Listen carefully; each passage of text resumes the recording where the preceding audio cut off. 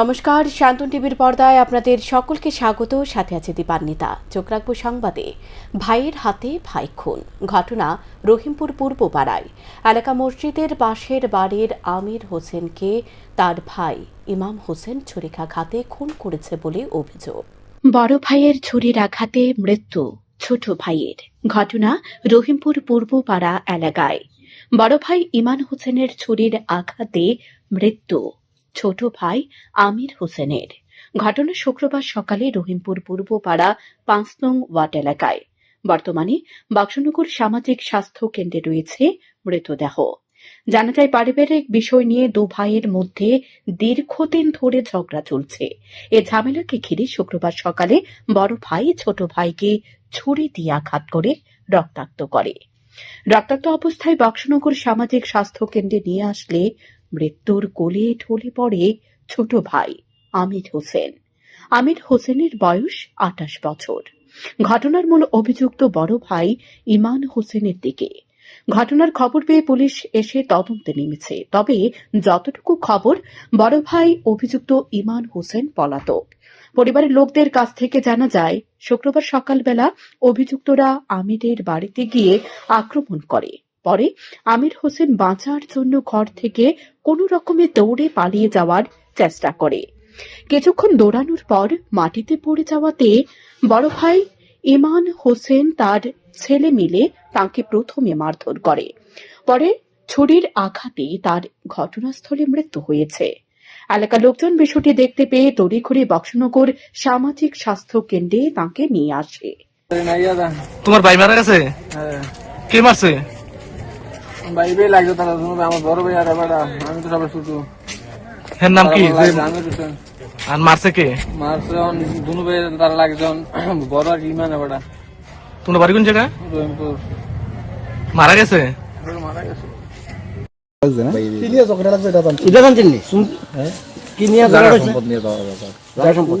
এই জায়গাটা ওই যে বেটা মারা গেছে, কে মারছে? আমি কইতাম কারে মারছে? ইয়ারে কিনা কয়, তার নামটা নাকি আমির। আমির কে মারছে? কে মারছে? হের বড় ভাই মারছে। ইমান ইমানের পুত আর ইমানের ছেলের নাম এরকম ১২-১৪ বছর হয়েছে। 14 বছর। ঘটনাটা কি জানি হয়েছে?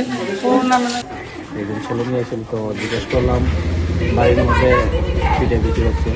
ঝগড়াঝাটি করার পরে চাকু দিয়ে কোবাকুটি করা হয়েছে। এখানে আনার পরে দেখলাম পেশেন্ট অলরেডি ব্লড ডেড। কিভাবে মারা গেছে জানতে পারছেন? আমরা পোস্টমর্টম করার পরে ফাইনাল অপিনিয়ন দিব, কিন্তু মোস্ট প্রবাবলি স্টেপ ইঞ্জুরি, কোবাকুটি করার পরে এক্সেসিভ ব্লিডিংয়ের কারণে মারা গেছে বলে এমন করতে পারে। কিন্তু পোস্টমর্টম করে ফাইনাল অপিনিয়ন যাবে। পুলিশ এসেছে এখন? পুলিশ তো খবর দিয়েছে, ওরা আসছে। এখন দেখার বিষয়, পুলিশ অভিযুক্তদের কত দ্রুত জালে তুলতে সক্ষম হয়। শান্তন টিভি। সম্প্রতি সরকারের সাথে নীতি আদর্শ খাপ খাচ্ছে না শাসক দলের শ্রমিক সংগঠন ভারতীয় মজদুর সংঘের। ধর্মনগরে প্রকাশ্যে ভারতীয় জনতা পার্টির সাথে ভারতীয় মজদুর সংঘের লড়াই হয়েছে। দলীয় কার্যালয় ভাঙচুর থেকে শুরু করে নেতৃত্বদের বাড়িঘর পর্যন্ত লুট হয়েছে। এর মধ্যে ভারতীয় মজদুর সংঘ সমর্থিত ত্রিপুরা প্রাকৃতিক গ্যাস মজদুর সংঘ শুক্রবার অভিযোগ তুলছে, তাদের শ্রমিকরা দীর্ঘদিন ধরে লাঞ্ছনা, বঞ্চনা এবং অপমানের শিকার হচ্ছে। এদিন গোর্খাবস্তি স্থিত প্রাকৃতিক গ্যাসের অফিসের সামনে বিক্ষোভ দেখায়। তারা বলেন, ৬ দফা দাবিতে আগামী ১৭ ফেব্রুয়ারি ত্রিপুরা প্রাকৃতিক গ্যাস মজদুর সংঘের পক্ষ থেকে কর্মবিরতির ডাক দেওয়া হয়েছে। দাবিগুলি মূলত ডিএসএমদের বেতনক্রমের মান বৃদ্ধি করা, সমকাজের জন্য সমবেতন, পরিকাঠামো নির্ধারণ করা, শ্রমিকদের দক্ষতা এবং পদবি অনুসারে পর্যালোচনার মাধ্যমে বেতন স্কেল বৃদ্ধি করা। দাবিগুলি যদি দ্রুত পূরণ না হয়, কর্মবিরতি অনির্দিষ্টকালের জন্য চলবে। এটি জানান দিতে শুক্রবার এই বিক্ষোভ কর্মসূচি সংগঠিত করা হয়েছে বলে জানান তিনি আরও বলেন, সরকার যদি অবিলম্বে দাবি পূরণের ব্যবস্থা নেয়, তাহলে তারা ১৭ ফেব্রুয়ারি কর্মবিরতি করবে না। ভারতীয় মজদুর সংঘের পক্ষ থেকে, ভারতীয় মজদুর সংঘ হল বিশ্বের মধ্যে সর্ববৃহৎ শ্রমিক সংগঠন। আমাদের এই সংগঠনের একটা ইউনিট হলো ত্রিপুরা প্রাকৃতিক গ্যাস মজদুর সংঘ। এই সংঘের পক্ষ থেকে আজকে আমরা জানতে পেরেছি, ভারতীয় মজদুর সংঘ, যে আমাদের এখানে শ্রমিকরা দীর্ঘদিন ধরে বিভিন্নভাবে বঞ্চিত, লাঞ্ছিত, তারা অপমানিত। তার জন্য আমরা আজকে 6 দফা দাবিকে সামনে নিয়ে আগামী 17ই ফেব্রুয়ারি আমরা এক কর্মবিরতির ডাক দিয়েছি। তো আমরা ভারতীয় মজদুর সংঘ এমন একটা সংগঠন, আমাদের মূল স্লোগানই হলো দেশ মে করেঙ্গে কাম, কামকে লেঙ্গে পুরো দাম। আমরা যে কাজটা করি, আমরা দেশের মঙ্গলের জন্য কাজ করি, আমরা শ্রমিক হিতে কাজ করি। তাই আমরা আজকে এখানে টিএনজিসিএলের যে কর্তৃপক্ষ আছেন ওনাদের সঙ্গে আমরা আগামী 17 তারিখকে সামনে রেখে আমরা একটা সৌজন্যমূলক 6 দফা দাবি নিয়ে তাদের সঙ্গে আমরা আলোচনায় বসবো। যদি সৌহার্দ্যপূর্ণভাবে আমাদের আলোচনা তারা মেনে নেয়, আমাদের দাবিগুলি মেনে নেয়, তাহলে আমরা একরকম সিদ্ধান্ত নেব। আর যদি আমাদের দাবি মেনে না নেয়, তাহলে আমাদের সিদ্ধান্তে আমরা অনড় থাকব। আমরা আগামী 17 তারিখ থেকে কর্মবিরতি ঘোষণা করব। National forensic science university Tripura campus এবং ন্যাশনাল ল ইউনিভার্সিটি আগরতলার মধ্যে একাডেমিক গবেষণা সহযোগিতা এবং ছাত্র বিনিময় প্রোগ্রামের জন্য স্বাক্ষরিত হয়। শুক্রবার national forensic science university Tripura ক্যাম্পাসে এই অনুষ্ঠানের মধ্য দিয়ে এই স্বাক্ষরিত হয়। উপস্থিত ছিলেন national forensic science university Tripura ক্যাম্পাসের অধিকর্তা H K. Pratihari, national law university আগরতলার vice chancellor professor doctor Y P. Singh সহ অন্যান্যরা। ন্যাশনাল ল ইউনিভার্সিটি আগরতলার vice chancellor professor doctor Y P. Singh অনুষ্ঠানে আলোচনা করতে গিয়ে বলেন, national forensic science university Tripura campus এবং ন্যাশনাল ল ইউনিভার্সিটি আগরতলার মধ্যে এদিন স্বাক্ষরিত হয়েছে। তিনি এদিন বিস্তারিত আলোচনা করতে গিয়ে বলেন, প্রমাণের অভাবে অনেক সময় বিচার প্রক্রিয়া সম্পূর্ণ হয় না। সন্দেহের মধ্য থেকে কোনো ধরনের বিচার বা রায় দেওয়া যায় না। তাই বিচার প্রক্রিয়ায় ফরেন্সিকের একটা গুরুত্বপূর্ণ ভূমিকা রয়েছে। Today it is the first time in Tripura we are entering into the MOU with the educational institute like our NLU Tripura. And for this MOU, this matter was lingering for a long time. Because whenever you execute an MOU, you have to take permission from the headquarters from Gandhinagar. Unfortunately, somewhere it was stuck up.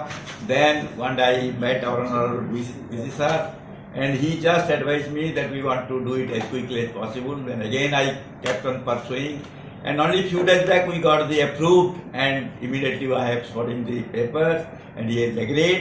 Now we want to execute the MOU here. Moreover, the MOU with the law university is very, very important, because you know the whole criminal justice system in our country is very, very complex. Because if you consider the law in the entire investigation process, the court is the police, investigating agency. Then comes your forensic science laboratory, then comes medical legal expert, then comes judiciary, then comes correctional services. So this is a very complex system. Teliamura থানা পুলিশের প্রকাশ্যে গুন্ডাগিরিতে রক্তাক্ত এক নিরীহ শ্রমিক। ঘটনার পরিপ্রেক্ষিতে 2 ঘণ্টা তেলিয়ামুড়া ওমপি সড়ক অবরোধ করে। ঘটনা বৃহস্পতিবার রাতে তেলিয়ামুড়া থানা এলাকার গামাইবাড়ি ইলেকট্রিক অফিস সংলগ্ন এলাকায়। রাষ্ট্রপতি কালার্স প্রাপ্ত তেলিয়ামুড়া থানা পুলিশের প্রকাশ্যে গুন্ডাগিরিতে রক্তাক্ত এক নিরীহ শ্রমিক। ঘটনার পরিপ্রেক্ষিতে 2 ঘণ্টা তেলিয়ামুড়া ওমপি সড়ক অবরোধ করে। ঘটনা বৃহস্পতিবার রাতে তেলিয়ামুড়া থানা এলাকায় গামাইবাড়ি ইলেকট্রিক অফিস সংলগ্ন এলাকায়। জানা যায়, তেলিয়ামুড়া থানার এএসআই দ্বিজচন্দ্র দাস সহ অন্যান্য পুলিশ কর্মীরা মিলে গামাইবাড়ি এলাকায় বৃহস্পতিবার রাতে প্যাট্রোলিং এর নামে রীতিমতো গুন্ডাগিরি প্রদর্শন করে। তেলিয়ামুড়া থানা এলাকায় ওসি রাজীব দেবনাথের স্নেহধন্য এএসআই দ্বিজচন্দ্র দাস সন্ত্রাসের রাজত্ব কায়েম করে রেখেছে দীর্ঘদিন ধরে। কয়েকদিন পূর্বে তেলিয়ামুড়া নেতাজিনগর এলাকায় ভেহিকেল চেকিং এর নামে তোল্লা আদায় করতে গিয়ে হাতে নাতে সংবাদ মাধ্যমের ক্যামেরায় ধরা পড়েছিল এক গুণধর দ্বিজ। এরপরও অনেক জল খোলা হওয়ার পর তেলিয়ামুড়া থানায় রীতিমতো বুক ফুলিয়ে চলছে দ্বিজ। সংবাদ মাধ্যম তার বিরুদ্ধে ফলাও করে সংবাদ প্রচারের পরেও কোনো এক অজ্ঞাত কারণে ওসি রাজীবের স্নেহধন্য দ্বিজ দিব্যি আরাম আয়েশে কর্তব্য পালন করছে বলে অভিযোগ। অভিযোগ দেজু সহ তার সাঙ্গপাঙ্গুরা মিলে নিরীহ শ্রমিকের উপর ব্রিটিশ আমলের কায়দা অবলম্বন করে রীতিমতো লাঠি পেটা এবং রক্তাক্ত করে রাস্তায় ফেলে রাখে। রাজ্যের মুখ্যমন্ত্রী চিকিৎসক মানিক সাহা সহ রাজ্য সরকারের যে উন্নত ত্রিপুরার স্বপ্ন দেখছে সে জায়গায় দাঁড়িয়ে দ্বিজচন্দ্র দাসের মতো একাংশ ঘুষখোর, অপদার্থ এবং নিষ্কর্মা পুলিশ অফিসারদের বাধ্যতায় রাজ্য সরকারের মান সম্মান যে রীতিমতো ভুলুণ্ঠিত হচ্ছে তা কিন্তু বলার অপেক্ষা রাখে না। ঘটনার পরপর রক্তাক্ত অবস্থায় রাস্তার পাশে পড়ে থাকা স্বপন বিশ্বাস নামের নিরীহ শ্রমিককে তেলিয়ামুড়া অগ্নি নির্বাপক দপ্তরের কর্মীরা ঘটনাস্থল থেকে উদ্ধার করে তেলিয়ামুড়া মহকুমা হাসপাতালে চিকিৎসার জন্য নিয়ে আসলে কর্তব্যরত চিকিৎসক তাঁকে হাসপাতালে ভর্তি করে চিকিৎসা শুরু করে। ঘটনাটা হয়েছে যে এখানে আজকে একটা নিরীহ ছেলে কাজ কর্ম করে রোজ রোজ গাছ কাটটা আজকে সন্ধ্যার সময় বাড়ি যাওয়ার পথে এর পুলিশের দ্বারা এএসআই দ্বিজচন্দ্র দাস এর নেতৃত্বে এরা একটা নিরীহ ছেলেরা এভাবে রক্তাক্ত করছে। কি নাম ওনার যারা মারছে? যারা মারছে স্বপন বিশ্বাস। কোন জায়গায় মারছে, মানে কোন এলাকাটা? এটা গামারবাড়ি এলাকা, এখানে ইলেকট্রিক অফিসের পাওয়ার হাউসের সামনে এরা মাইরা ডেনে বলা দিচ্ছে। চারিদিকে মাথা দিয়ে রক্ত বেরিতেছে। আর দ্বিতীয় আছে যে তাদের বিরুদ্ধে অনেক অভিযোগ আছে, তাইনে অনেক গাড়ি গুড়ি থামাইয়া মানুষ হয়রানি করে থানার টাকাও খায়। তো তেলিয়ামুড়া থানা পুলিশের ভূমিকাটা কি করবেন, ভালো না খারাপ? তেলিয়ামুড়া পুলিশের যে কার্যকলাপ আছে তাদের নেতৃত্বে দ্বিজচন্দ্র দ্বিজচন্দ্র দাস যে তাদের বিরুদ্ধে অনেক অভিযোগ আছে। আমরা এদিকে দাঁড়াইলে প্রায় সময় দেখা যায় গাড়ি ঘুরে থামায় তাদের পকেট পরে রুজু করে টাকা। সারাদিন কাম করে একটু ড্রিঙ্ক করছি, ড্রিঙ্ক করে বাড়িতে যেতে আসলো, এবার মাছ মাংস হয়েছে, বাচ্চারা লাগা টিফিন হয়েছে। তারপরে দেখতে সময় আমি তো বাড়িতে আসলাম, করতে পারি না, বলতে রাস্তার সময় দেখছে পুলিশে বলে মানে তাদের একটা গাড়ির মাথা বাড়ি হয়েছে আর একটা লাঠি দেওয়া জুতা দিয়ে কানের দিকে রক্ত হয়েছে। এবার বলে ডেনো বলাইছে, ডেনো বলে সারা শরীর ব্লাড দিতেছে, এবার দুলা এই লাইটতেছে সারা শরীর। কোন জায়গার মধ্যে হয়েছে ঘটনা? কামাইবাড়ি ইলেকট্রিক অফিসের সামনে। কি নাম তাই? স্বপন বিশ্বাস। তো কি করে? সব কাজে আমরা করে মানে গাছ টাছ কাটে কি পুলিশে মারছে? পুলিশে মারছে স্যার। অন্যদিকে তেলিয়ামুড়া ওমপি সড়ক অবরোধে বসে এলাকার সচেতন নাগরিকরা মুহূর্তের মধ্যে পরিস্থিতি উত্তপ্ত হয়ে ওঠে। পরিস্থিতি ড্যামেজ কন্ট্রোলে ময়দানে অবতীর্ণ হয় মহকুমা পুলিশ আধিকারিক পাটনালাল সেন। তিনি ঘটনাস্থলে পৌঁছে এলাকাবাসী সহ স্বপনবাবুর পরিবারকে আশ্বস্ত করেন ঘটনার সুষ্ঠু তদন্ত করে প্রকৃত দোষীর কঠোর শাস্তির ব্যবস্থা করা হবে। শান্তন টিভি। রাজধানীর ধলেশ্বর 11 নং রোডের মুখে আসাম আগরতলা জাতীয় সড়কে দ্রুতগামী গাড়ির ধাক্কায় রাস্তার পাশে ড্রেনে পড়ল টমটম। জানা যায় শুক্রবার সকালে TR01AU 0341 নম্বরের একটি গাড়ি দ্রুতগতিতে এসে একটি টমটমের পেছনে সজোরে ধাক্কা মারে। এতে টমটমটি নিয়ন্ত্রণ হারিয়ে রাস্তার পাশে ড্রেনে পড়ে যায়। এতে আহত হয় টমটম চালক সহ টমটমে থাকা 2 যাত্রী। দমকল বাহিনীর কর্মীরা আহতদের উদ্ধার করে জেবি হাসপাতালে নিয়ে যায়। এক প্রত্যক্ষদর্শী জানান টমটমটি রাস্তার পাশে দাঁড়িয়ে যাত্রী তুলছিল। সে সময় TR01AU 0341 নম্বরের গাড়িটি পিছন থেকে এসে সজোরে টমটমে ধাক্কা মারে। এতে টমটমটি রাস্তার পাশে ট্রেনে পড়ে যায়। দাঁড়ানো আসলো আর বাড়ি মারছে, কিন্তু বাড়িতে পড়ে গেছে, একটা লোক ব্যথাও পাইছে আর চালাই একটা ব্যথা পাইছে।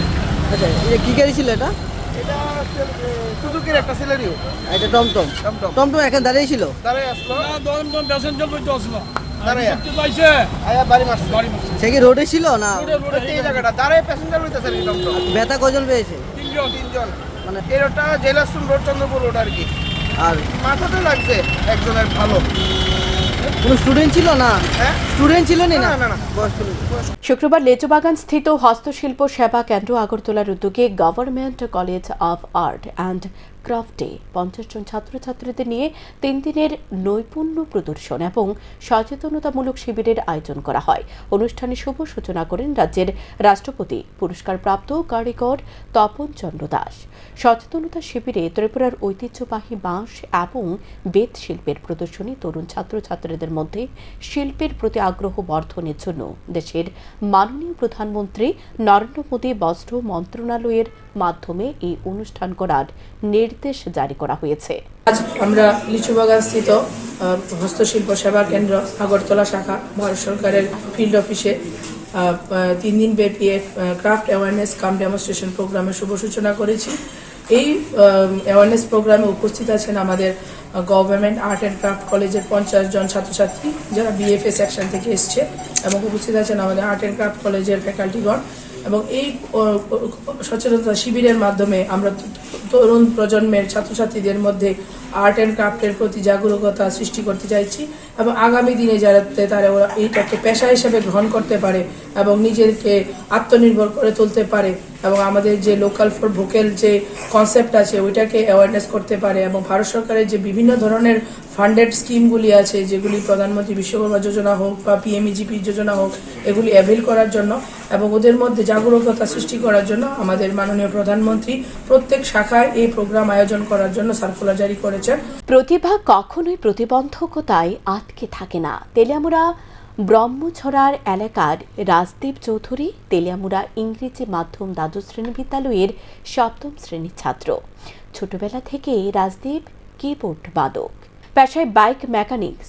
রাজদীপের বাবা আর্থিক প্রতিবন্ধকতার জন্য ছেলেকে কিবোর্ডের তালিম ততটা ব্যবস্থা করতে পারেনি, কিন্তু রাজদীপ নিজ থেকে কিবোর্ড বাজাতে বাজাতে ইতিমধ্যে তেলিয়ামুড়া সহ গোটা রাজ্যে নিজের একটা আলাদা পরিচিতি করে নিয়েছে।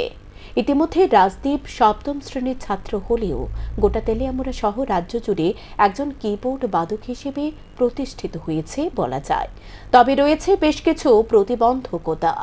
গোটা বিষয় নিয়ে সংবাদ মাধ্যমকে দেওয়া এক সাক্ষাৎকারে রাজদীপ এবং তার বাবা কথা বলার সময় দাবি করেছেন রাজদীপ আরও এগিয়ে যেতে চায়, তাকে যাতে সরকারিভাবে সব ধরনের সহযোগিতা করা হয়।